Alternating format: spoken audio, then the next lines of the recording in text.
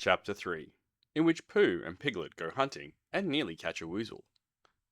The piglet lived in a very grand house in the middle of a beech tree, and the beech tree was in the middle of the forest, and the piglet lived in the middle of the house.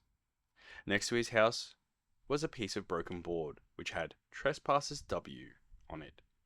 When Christopher Robin asked the piglet what it meant, he said it was his grandfather's name, and it had been in the family for a long time. Christopher Robin said you couldn't be called Trespassers W, and Piglet said yes, you could, because his grandfather was, and it was short for Trespassers Will, which was short for Trespassers William. And his grandfather had two names, in case he lost one. Trespassers after an uncle, and William after Trespassers. I've got two names, said Christopher Robin carelessly. Well, there you are, that proves it, said Piglet. One fine winter's day, when Piglet was brushing away the snow in front of his house, he happened to look up, and there was Winnie the Pooh. Pooh was walking round and round in a circle, thinking of something else, and when Piglet called to him, he just went on walking. Hello, said Piglet. What are you doing? Hunting, said Pooh. Hunting what? Tracking something, said Winnie the Pooh very mysteriously. Tracking what? Said Piglet, coming closer. That's just what I ask myself. I ask myself, what? What do you think you'll answer? I shall have to wait until I catch up with it, said Winnie the Pooh. Now look there. He pointed to the ground in front of him. What do you see there? Tracks, said Piglet. Paw marks. He gave a little squeak of excitement. Oh, Pooh, do you think it's a woozle? It may be, said Pooh. Sometimes it is, sometimes it isn't. You never can tell, with paw marks. With these few words, he went on tracking, and Piglet, after watching for a minute or two, ran after him. Winnie the Pooh had come to a sudden stop, and was bending over the tracks in a puzzled sort of way. What's the matter? Asked Piglet. It's a very funny thing, said Bear, but there seem to be two animals now. This, whatever it was, has been joined by another, whatever it is, and the two of them are now proceeding in company. Would you mind coming with me, Piglet, in case they turn out to be hostile animals? Piglet scratched his ear in a nice sort of way, and said that he had nothing to do until Friday, and would be delighted to come, in case it really was a woozle. You mean, in case it really is two woozles, said Winnie the Pooh, and Piglet said that anyhow he had nothing to do until Friday, so off they went together. There was a small spinney of larch trees just here, and it seemed as if the two woozles, if that's what they were, had been going round this spinney, so round the spinney went Pooh and Piglet after them.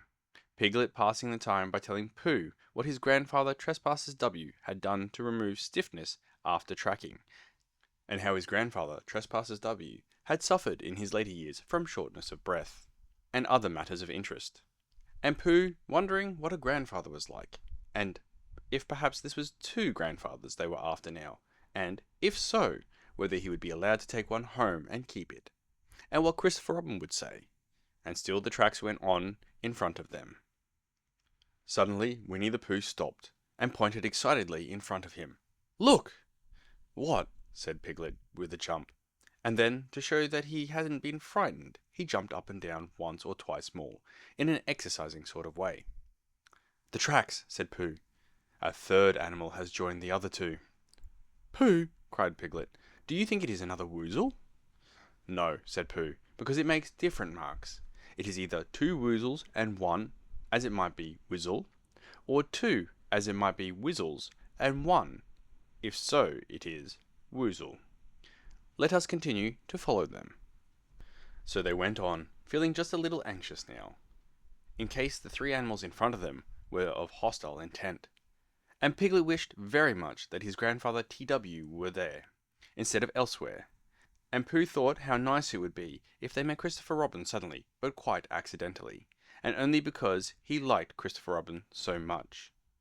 And then, all of a sudden, Winnie the Pooh stopped again, and licked the tip of his nose in a cooling manner, for he was feeling more hot and anxious than ever in his life before. There were 4 animals in front of them. Do you see, Piglet? Look at their tracks. 3 as it were woozles, and 1 as it was Whizzle. Another woozle has joined them. And so it seemed to be. There were the tracks, crossing over each other here, getting muddled up with each other, but quite plainly, every now and then, the tracks of 4 sets of paws. I think, said Piglet, when he had licked the tip of his nose too, and found that it brought very little comfort, I think that I have just remembered something. I have just remembered something that I forgot to do yesterday, and shan't be able to do tomorrow. So I suppose I really ought to go back and do it now. We'll do it this afternoon, and I'll come with you, said Pooh. It isn't the sort of thing you can do in the afternoon, said Piglet quickly. It's a very particular morning thing that has to be done in the morning, and if possible between the hours of... What would you say the time was? About 12, said Winnie the Pooh, looking at the sun. Between, as I was saying, the hours of 12 and 12:05. So really, dear old Pooh, if you'll excuse me... What's that? Pooh looked up at the sky, and then, as he heard the whistle again, he looked up into the branches of a big oak tree, and then he saw a friend of his. It's Christopher Robin, he said. Ah, then you'll be all right, said Piglet. You'll be quite safe with him. Goodbye, and he trotted off home as quickly as he could, very glad to be out of all danger again. Christopher Robin came slowly down his tree. Silly old bear, he said.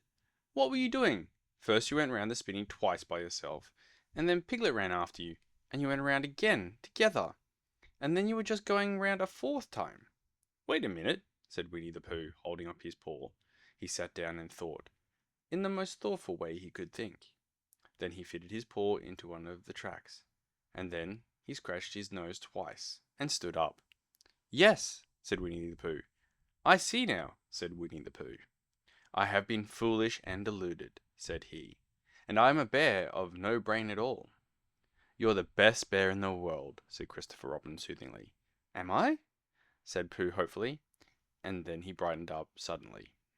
Anyhow, he said, it is nearly luncheon time. So, he went home for it. Hi, I hope you enjoyed this video.